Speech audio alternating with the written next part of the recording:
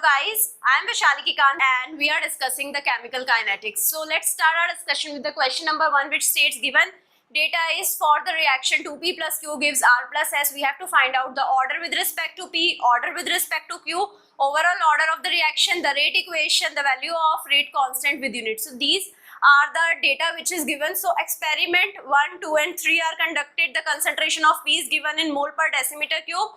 So from 1.2 to 2.4 to 6, the value of concentration of P is varying. Similarly, the concentration of Q is varying from 2 to 8 and the rate is changing from 5 into 10 raised to power minus 3 to 1 into 10 raised to power minus 2 to 0.1.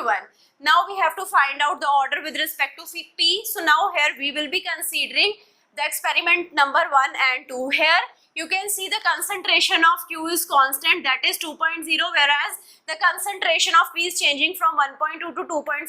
So concentration of P is getting twice, whereas concentration of Q is constant. If I see the rate is also changing from 5 into 10 raised to power minus 3 to 1 into 10 raised to power minus 2. So rate is also twice. So rate is increasing by a factor of 2 when P is multiplied by 2. So 2 can be written as 2 raised to power 1, so the order will be equal to 1. Now there is no experiment where the concentration of P is constant. You can see in all of them the concentration of P is varying. So we have to consider a special case 2A where I am changing the concentration of P, that is 5 times. And we know if I change the concentration of P, the rate will be changing to the 5 times. So now the rate will be 5 into 10 raised to power minus 3. So in the first experiment I multiply the concentration of P with 5, the rate with 5. So I will be getting the concentration of P to be equal to 6. The concentration of Q was constant and the rate will be 2.5 into 10 raised to power minus 2. Now what I will be doing now, I will be comparing this experiment 2A with the experiment 3. Right? So when I consider these two experiments, the concentration of P, you can see it is 6 over here. The concentration of Q here, it is 8, it is 2, so it is increased by a factor of 4. Now if I see the rate is also increased by a factor of 4. So again it can be represented as 4 raised to power 1 and order will be equal to 1. Overall order will be equal to 1 plus 1, that is the order of P plus order of Q, that is equal to 2. The rate equation can be represented as K concentration of P raised to power 1, concentration of Q raised to power 1. So K concentration of P, concentration of Q. So now what we need to find out the rate constant. For that I will be using any of the experiments. So now here you can see we have used the third experiment. So the rate is 0.1 and we have put the concentration of P and Q. So K into concentration of P is 6, concentration of Q is 8. So now from here the value of K will be found out to be equal to 2.08 into 10 raised to power minus 3. Now coming to the units. So here this is the rate. Rate is having the unit mole per decimeter cube per second. The concentration constant K is represented as it is. The concentration of P is represented mole per decimeter cube. Concentration of Q is also represented as mole per decimeter cube. So K, I can cancel out here mole and decimeter cube, right? And we can take this mole and decimeter cube this side and K will be equal to decimeter cube per mole per second. So now I can represent K with the magnitude as well as unit as 2.08 into 10 raised to power minus 3 decimeter cube per mole per second. Now coming to the mechanism of the reaction. What is the mechanism of the reaction? It consists of series of steps that make up a more complex reaction. Now here each simple step involves a maximum of only 2 molecules colliding, right? So this is how we can find out the mechanism of the reaction. We have to ensure that only 2 molecules are colliding in each simple steps and we are dividing the reaction into a series of steps. So now here you can see this example where 2NO2 in gas plus F2 in gas is giving me 2NO2F. Now we all know that if the number of molecules are high, their probability of collision would be high. So here we have 3 molecules, 2 molecules of NO2 and 1 molecule of F2. Ideally, the rate equation would be equal to K NO2 square concentration and concentration of F2. But the actual rate equation is K into concentration of NO2. Here the square is not there. is multiplied with the concentration of F2. So now how we can understand it? We can understand it with the help of the mechanism of the reaction. So there are two steps for this reaction. So the first step will be involving this reaction. NO2 plus F2 gives NO2F plus F, and the step 2 will be NO2 plus F will be equal, giving me NO2F. So now if I add these two equations, NO2 plus F2 gives NO2F plus F and NO2 plus F gives NO2F. So now here you can see F and F will get cancelled out and we will be getting the same reaction. 2NO2 plus F2 gives 2NO2F. Now here what is F? F is the intermediate, right, which is not coming in the output equation, right? So now here the step 1 will be giving the rate as K1, the concentration of NO2 and the concentration of F2, right? With the help of this step we can find out the rate equation of the first step, right? So it is the K1 concentration of NO2, concentration of F2. Step 2 is having the rate K2 concentration of N2, concentration of F. Now we have to find out which step is the slowest step. The slowest step will be the rate determining step. So here the step 1 is the rate determining step, and the step 2, this is a step which occurs very fast, right? So step 2 is a faster step, so there is no influence of the faster step. Now the activation energy of the step 1 is much higher than the activation energy of the step 2. You can see in the diagram as well how the activation energy is greater.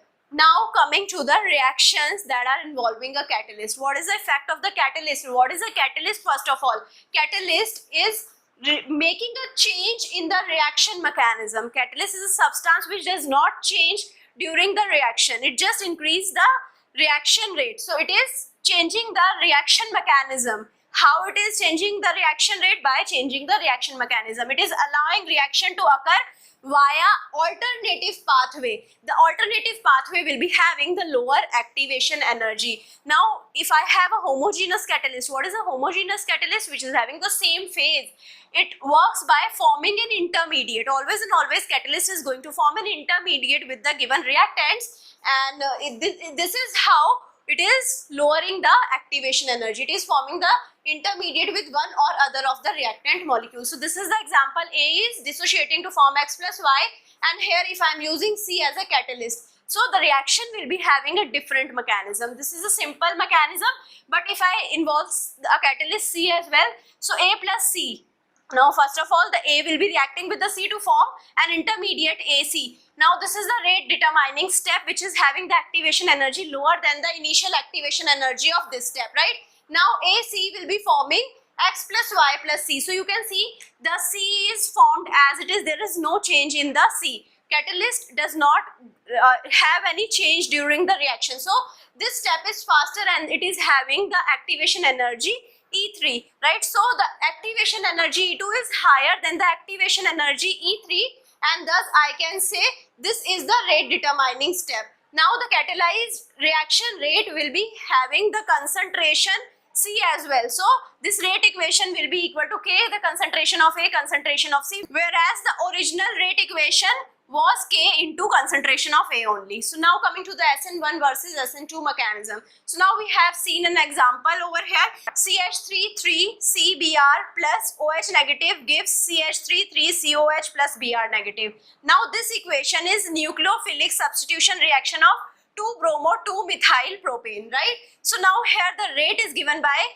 KCH33CBr, right? So this is how only on this reactant this rate will be dependent upon, right? Now I can see the mechanism. So mechanism now can be divided into two parts. So CH3CBr gives CH33C positive plus Br negative, which is the slowest step, which is the rate determining step. Now CH33C positive, which is formed over here, it can be reacting with OH negative to form CH33COH, which is a faster reaction. So now here if I observe these two reactions, these are forming with the help of the SN1 mechanism. Here S represents the substitution and represents the nucleophilic, and 1 represents the molecularity of the slowest steps. This was the slowest step, its molecularity is 1, so this is the SN1 reaction. So rate equation will be given as KCH3CH2CH2Br, concentration and concentration of OH negative. So this is how we will be finding out the rate equation for SN1.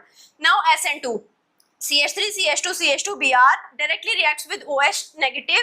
It is going to give me CH3, CH2, CH2, OH plus Br negative.